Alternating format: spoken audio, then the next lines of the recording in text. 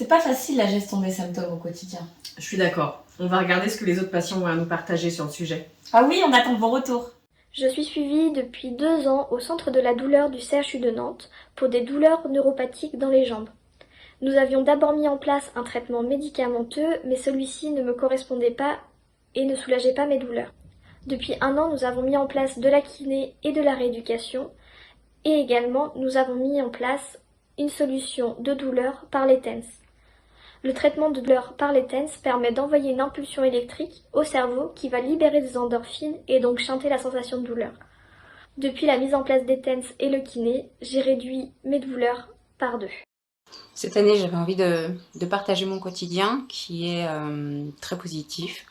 Malgré les poussées, j'ai appris à connaître mon corps justement et ses limites et surtout de détourner chaque chose un petit peu dans l'autodérision. C'est ma façon de fonctionner et je ne suis pas la seule. Je partage beaucoup avec des personnes atteintes de cette maladie ou même d'handicap invisible en général.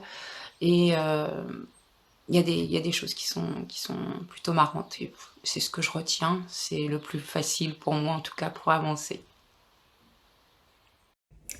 Aujourd'hui, je vous parle de ma vision du parcours de soins. Quand nous vivons avec une maladie chronique, nous devons être acteurs de notre maladie, de notre prise en charge. Ne soyez pas passifs, soyez acteurs, posez des questions aux professionnels de santé, aux autres patients, aux associations de patients, notamment sur les traitements et sur les options thérapeutiques.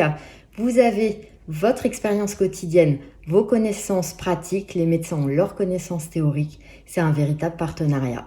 Bonjour à tous. Suite à un bilan neuropsy, on m'a détecté un déficit de l'attention soutenue, également des troubles de la concentration. Donc réfléchir, me concentrer, me fatiguait énormément au quotidien. J'ai donc mis en place des outils, des routines de gestion pour limiter l'impact de ces troubles cognitifs sur ma fatigue au quotidien. C'est pourquoi tous les dimanches soirs, je me fais un lancement de semaine sur un format A4, une feuille, où je planifie toutes mes tâches, mes rencontres, mes rendez-vous de la semaine. J'ai également un agenda dans mon sac à main qui ne me quitte pas, une to-do list, tout ça pour mieux gérer la charge mentale et mieux appréhender la fatigue cognitive tout au long de la journée. Avec une sclérose en plaques, vous pouvez comme moi avoir des troubles de la déglutition par exemple. Donc n'hésitez pas dans ce cas à aller consulter une orthophoniste qui peut vous proposer d'une part des solutions, 2, la rééducation également pour corriger les troubles. Et l'orthophoniste peut également vous aider si vous avez des troubles du langage.